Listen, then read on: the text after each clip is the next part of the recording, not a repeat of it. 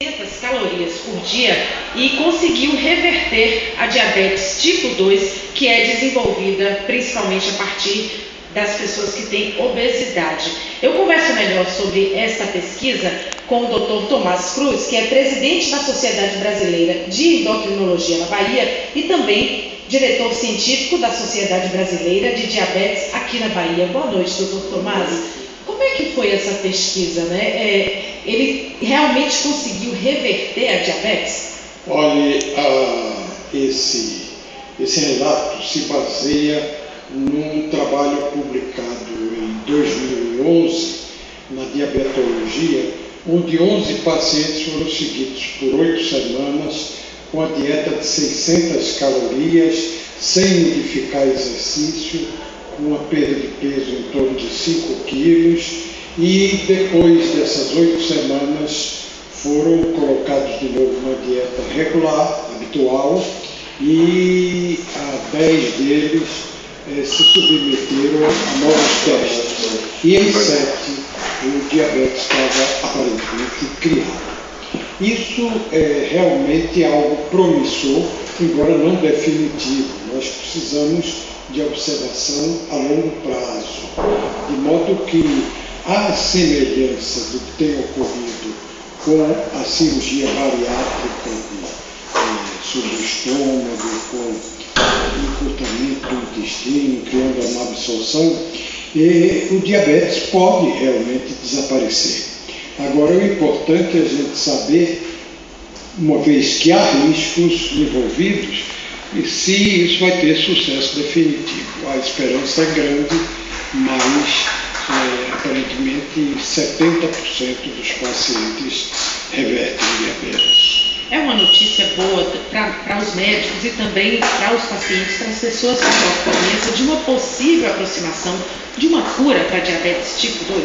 Eu acho que é uma notícia excelente. No entanto, é preciso advertir para o seguinte: emagrecer um diabético não é fácil, mas utilizando os recursos que foram utilizados, é possível, mesmo sem um emagrecimento significante, reverter a resistência à insulina e aumentar a secreção de insulina. Aí reside uma esperança que não pode ser definida como definitiva, porque a gente precisa de resultados a médio e longo prazo. Depois desse estudo em 2011, essa pesquisa ainda não teve continuidade? Não teve seguimento publicado, que me conste. Eu li cuidadosamente esse trabalho, mas não vi recentemente nenhum acompanhamento desses casos. Espera-se com interesse e curiosidade o que é que aconteceu para esses pacientes, como se espera saber o que é que vai acontecer com esse jornalista britânico. O que come um paciente, um portador de diabetes tipo 2 em tratamento de dieta, numa restrição calórica a apenas 600, 800 calorias? Come muito pouco. São 3 shakes por dia e porções de verduras e frutas. Realmente é uma restrição significante, mas isso é a única maneira de fazer emagrecer significantemente o paciente diabético e lhe fazer reverter rapidamente a resistência e a deficiência de insulina. O senhor tem informações de quanto, em média, esses pacientes perderam de peso nesse período? Pois é, em 8 semanas esses pacientes perdem em média 5 quilos, de modo que a perda de 5% do peso no passado era descrita como bastante promissora, e esses pacientes perderam em torno disso, de modo que isto representa realmente uma grande esperança. O problema é difícil perder peso, os pacientes têm que ter motivação, interesse contínuo, força de vontade, comprometimento, porque diabetes não é uma doença fácil. E esses pacientes que melhoram perdem a gordura abdominal, a gordura dita central. Então, se você quer prevenir diabetes, que é mais importante do que tratar, não deixe que sua barriga aumente, faça atividade física e, sobretudo, restrinja alimentos calóricos. Doutor Tomás, vamos explicar para as pessoas, né, o que causa a diabetes tipo 2 e quais são as consequências para as pessoas que portam a doença.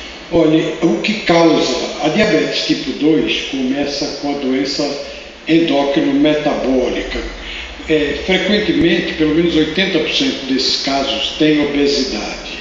A obesidade requer uma maior secreção de insulina pelo pâncreas, porque a obesidade cria uma resistência à ação da insulina. Chega um momento que o pâncreas não tem condição de superar a resistência devido à obesidade. Então, instala-se uma deficiência de insulina associada. Aí ocorre o diabetes. Então, o que é preciso fazer mais do que tudo? É perder peso, perder essa gordura centrípeta, que é a maior causa da resistência à insulina. Isto é razoavelmente difícil, portanto, o que a gente deve fazer mais do que tudo é não permitir ganhar barriga, que era antigamente admitida como símbolo de prosperidade, de sucesso, fartura. Hoje, ao contrário, é um sinal de perigo.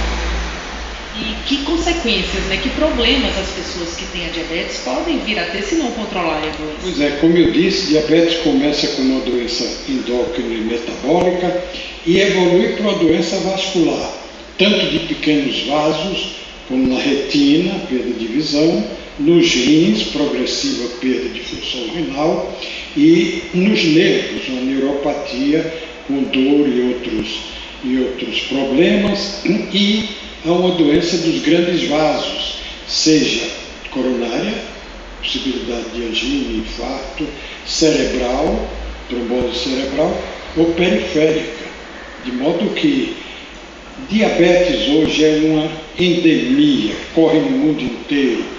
São 371 milhões de diabéticos. E o Brasil é o quarto país do mundo. Nós temos 13 milhões e 400 mil diabéticos. Isso está aumentando progressivamente, porque com a melhora das condições da população, a população vai engordando. E engordando aumenta a barriga, e aí que o perigo começa. E como é que estão as pesquisas aqui no Brasil, né, para o tratamento e para a possível cura da diabetes? Nós todos sabemos qual é o tratamento ideal. Começa com modificação do estilo de vida, uma reformulação alimentar e aumento da atividade física. Isso é essencial.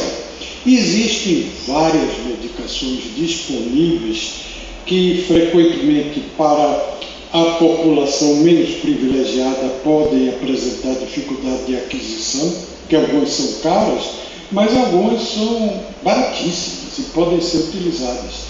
Agora, o problema todo é não permitir que a diabetes se instale. Se instalar, procurar revertê-la o mais precocemente possível. Esse relato ao qual me referi foi feito com diabéticos com menos de 4 anos de doença. Sim. Quanto mais precocemente se intervir e se obtiver sucesso, a gente vai ter uma maior chance de reversão da doença. E também cuidar da alimentação desde cedo. Isso é essencial. O grande problema nosso é a educação alimentar. Frequentemente, nossos pais não estão bem preparados para cuidar ou não insistem no cuidado quando a avó, por exemplo, atrapalha. O menino está fazendo dieta, vamos dar um docinho para ele, né? O que é doce tem essa conotação de o que era doce acabou-se, de castigo fica sem doce, né? Então, açúcar e sal frequentemente se tornam venenos, né? E a restrição calórica, o exagero é que leva a tudo isso. isso, né? E precisa reformular, reeducar a população no sentido de uma comida mais saudável. Isso é possível. Tá certo, doutor Tomás. Muito obrigada pela participação aqui com a gente no Arauto Notícias. Mila.